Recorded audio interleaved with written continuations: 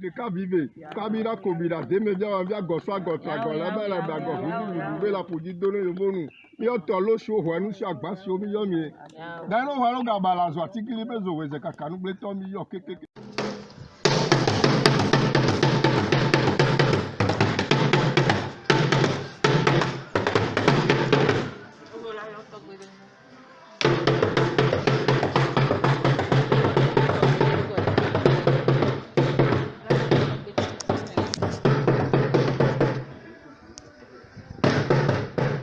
Mes auditeurs, mesdames et messieurs, bonjour.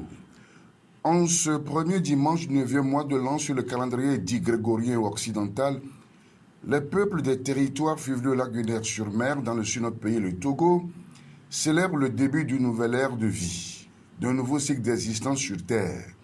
C'est le jour de l'an et comme on dit dans le langage du terroir, c'est le jour de Moulonwa, c'est-à-dire le jour de présentation des vœux de bonheur, de paix profonde, de bonne santé, de prospérité.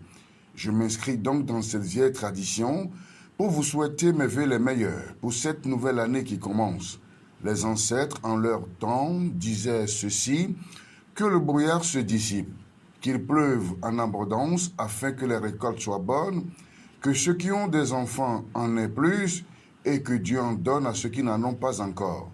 Que le mal s'éloigne de nous, passe par-dessus nos têtes et que le bonheur nous inonde. Une longévité en parfaite santé, un an, un cheveu blanc, nous rendons grâce. C'est en substance par cette formule que l'on présentait le vœu du nouvel an en pays guéminant. Et aujourd'hui encore, ces vœux et paroles de sagesse ancestrale sont toujours d'actualité. C'est aussi une illustration parfaite que nos aïeux avaient déjà la notion du temps. Ils savaient compter les jours, les mois, que dis-je, les apparitions de la lune, et donc savaient dater les événements dans leur succession régulière, tout comme les anciens Grecs qui avaient découvert la raison. De même, ils avaient le sens d'un démiurge, d'un dieu architecte de l'univers et créateur du monde, à qui ils savaient rendre hommage et dévotion.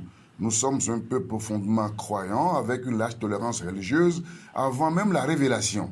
Et si les Blancs n'étaient pas arrivés pour nous imposer leur vision d'adorer le Créateur, nous resterions attachés à nos pratiques, à nos us et coutumes, qui en vérité n'ont rien en soi de satanique dans l'esprit des ignorants. En effet, les rituels marquant la fin et le début d'une année en pays guéminant ne sont pas de simples occasions de retrouvailles, de réjouissances populaires et festives. Elles ont une valeur à la fois cultuelle et culturelle. Cultuelle, car ce sont des cérémonies de dévotion et d'adoration en hommage aux dieux protecteurs de la cité, aux membres de nos ancêtres qui ont su concevoir ces rituels pour marquer leur foi en un maître créateur du ciel et de la terre. De plus, ces rituels sont un riche patrimoine culturel qui fait l'identité de l'homme guéminant et qui constitue l'âme de tout un peuple que les ancêtres ont su conserver précieusement et léguer de génération en génération depuis bientôt 400 ans. Cette année, pour la deuxième fois consécutive, crise sanitaire oblige, la prise de la pierre sacrée, qui n'est que l'un des temps forts de ces rituels, s'est déroulée à huis clos. Pour moi, c'est un retour normal à la source, puisque cet élément important des rituels est avant tout une affaire d'un clan, d'une collectivité qui se concède dans le plus grand secret au sanctuaire de Gbachonou à Gridikbodi et qui conçut les oracles et annonce les présages ou les messages des dieux au peuple. Puis après, on a voulu en faire un lieu de pèlerinage et c'est par là que des fous immenses ont commencé par assister à la sortie et à la présentation une fois l'an de la pierre sacrée. C'est par là aussi que les esprits naïfs ont cru qu'il s'agissait d'un rituel folklorique au cours duquel certaines dignités en toute méconnaissance du sens et de la portée des cérémonies se plaisent à pavaner au milieu des foules pour satisfaire leur soif d'honneur et de gloire qu'ils ne méritent pas. D'autres, au nom d'une mauvaise interprétation des saintes écritures et avec le foisonnement vertigineux des confessions religieuses qui ne sont ni plus ni moins que des entreprises commerciales malsaines, jettent du discrédit sur nos us et coutumes. Qu'y a-t-il de satanique dans ces prières et invocations, dans ces liturgies qui sont dites tout au long des différentes cérémonies?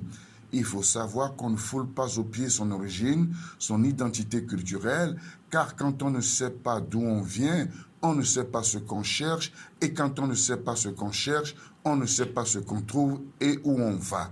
Bonne fête du Nouvel An à toutes les composantes du peuple guémina dans la sobriété et dans le respect des mesures barrières. Bon dimanche à vous.